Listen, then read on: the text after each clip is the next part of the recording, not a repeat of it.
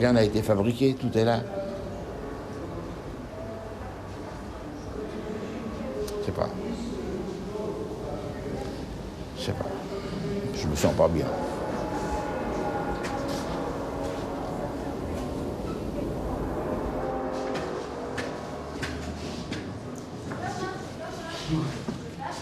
Voilà. Je m'appelle Charles Baron. Je suis né en 1926.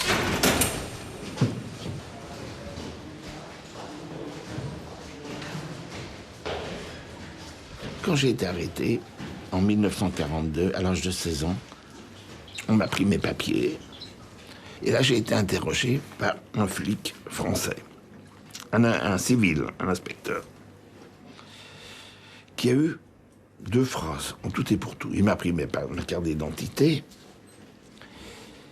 sans un mot, puis il a lu, et puis il m'a dit « Vous avez 16 ans et 2 mois ». Il m'a vouvoyé. Vous auriez 2 mois de moins, je vous aurais pas arrêté. Voilà. Et ces 2 mois de moins m'ont coûté 32 mois de camp. Pourquoi être rejeté? Parce que j'étais juif. Je vois pas matière à crime. À l'époque, c'était un crime. Mais il y a eu non pas une révolte, non, mais un sentiment d'amertume vis-à-vis de la façon dont les fonctionnaires de l'État français, d'autres, ont accepté cette situation, ont accepté de nous mettre de côté. Nous n'étions plus des citoyens comme tout le monde, nous étions des citoyens à part. C'est ce qui a facilité le travail des Allemands. Entre la gare et le camp de triage, les Allemandes étaient au bord de la route avec leurs gosses et elles encourageaient les gosses à nous insulter, à cracher sur nous et à nous jeter des pierres. J'ai pas compris pourquoi ces mesures en France. J'ai pas compris cet antisémitisme d'État. J'ai rien compris. C'est les vitrines aux 4. Pas pour moi.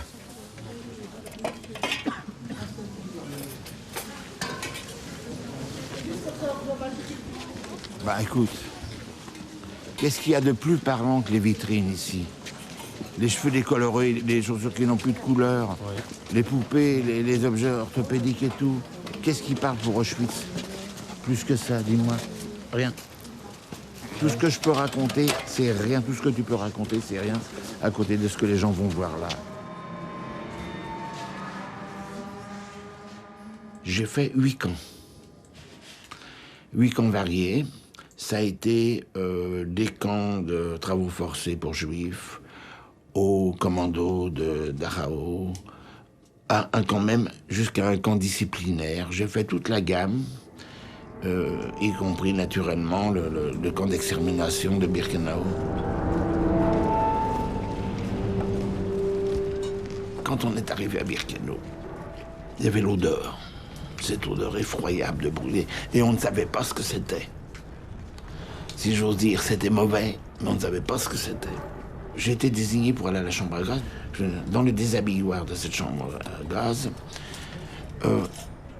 le médecin SS est revenu faire une sélection, un choix de ceux qui pourraient éventuellement travailler. Et bon, travaillant dans la poudre magnésium, j'avais déjà la peau rosée, non pas la peau blanchâtre des autres, mais j'avais mes joues rouges. Et pour le SS, j'étais un gars en bonne santé, capable de travailler. À quoi ça tient, vous voyez? Le long de ces barbelés électrifiés, il y avait des miradors, avec des gardiens armés dedans, naturellement. Au pied du barbelé électrifié, à je ne sais pas trop quelle distance, peut-être comme ça, je n'ai pas ça en tête, il y avait une zone ratissée sur laquelle on ne pouvait pas mettre les pieds parce qu'il était considéré qu'on essayait de s'évader. Puisqu'on franchissait quelque chose, c'était interdit. Le gars qui était de garde, je ne sais pas combien de temps il restait, peut-être 2 heures, peut-être 4 heures, quand il s'ennuyait, parce que... il prenait sa cigarette à moitié fumée et l'achetait dans la partie ratissée, celle dans laquelle on ne devait pas venir, sinon on pouvait être abattu. Et il l'achetait au pied de son mirador. Et il disait à un déporté qu'il avait repéré, « Va chercher, c'est pour toi. » Le choix, il est là. Ou il va le chercher, il met le pied sur le territoire interdit. Et on peut l'abattre parce qu'il a voulu s'évader. Ou il ne le fait pas parce qu'il sait ce qui l'attend. Et on peut l'abattre parce qu'il a refus d'obéissance. Nous, on était là pour mourir, il n'y avait pas de durée pour nous. Il n'y avait pas le temps de dire à quelqu'un si on pouvait faire quelque chose. Puisque de toute façon, le lendemain, ou lui ou moi, on était assassinés. Avec qui voulez-vous que j'aie une solidarité sous réserve qu'il faut avoir quelque chose à partager? Or, la solidarité, c'était pas tout le temps matériel, ne croyez pas. Parce qu'on n'avait pas le moyen d'avoir des mains, on ne recevait pas de colis, il n'y avait rien pour nous.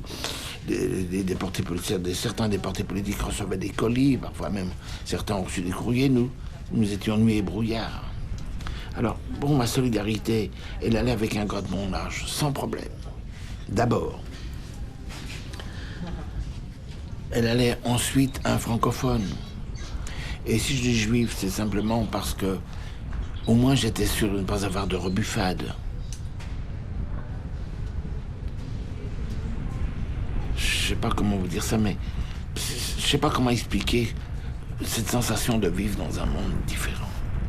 Imaginez ces SS qui, après avoir participé aux morts et tout, rentraient tranquillement chez eux, dans leur chambre, dans leur appartement, s'occupaient tendrement de leurs gosses, disaient à leur bonne femme, ah, ta soupe est pas assez salée aujourd'hui. Vous voyez, ces préoccupations de tous les jours, après ce qu'ils venaient de faire.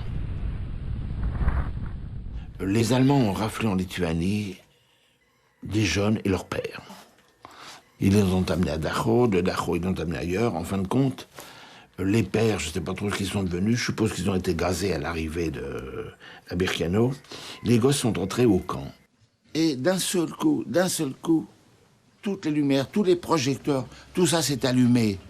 On aurait dit une salle de théâtre, vous savez, quand ça débute, une salle de musique ou quelque chose, un éclairage blanc, une chose que j'avais jamais vue, que j'ai jamais revue dans un camp. Et nous avons vu arriver de l'autre bout, là-bas, vous voyez, où il y a le grand Mirador. Nous avons vu arriver un cortège. C'était ce qui restait de ces gosses juifs de Lituanie. Il en restait 90 peut-être, dans ces eaux-là, encadrés de SS en grande tenue. Ils braquaient leurs fusils mitrailleurs sur eux comme s'il y avait quelque chose à craindre. Les gosses étaient habillés de chemises de nuit blanches qui les prenaient là et qui descendaient jusqu'au sol. Les SS se sont payés le spectacle, il n'y avait pas d'autre mot, d'amener à la mort 90 gosses entre 9 et 11 ans,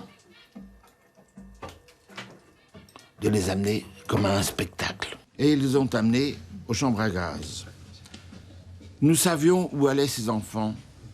Les SS, naturellement, savaient, et les gosses savaient qu'ils allaient mourir. De quelle mort? Pour mourir dans une chambre à gaz, il faut compter de 20 à 30 minutes, d'après les experts. Et je me souviendrai toujours qu'un des officiers russes, à côté de moi, pleurait. Et il disait en allemand, on dirait des anges, mais on dirait des anges. On dirait des anges. Il l'a répété tout le temps. Et puis, on a entendu les chants qui diminuaient. Il tournait là-bas, au bout. Et au bout d'un certain temps, ne nous demandez pas combien de temps, on n'avait pas de montre. C'était puni de mort, paraît-il. Les lumières se sont éteintes. Et nous avons su que les gosses venaient d'être assassinés. Dans les fours crématoires du fond. Ça me hante, j'en parle sans arrêt. Je vous assure. Mais si vous parlez de ces gosses qu'on a emmenés à la mort dans ces conditions absolument inimaginables, encore vivront-ils un tout petit peu.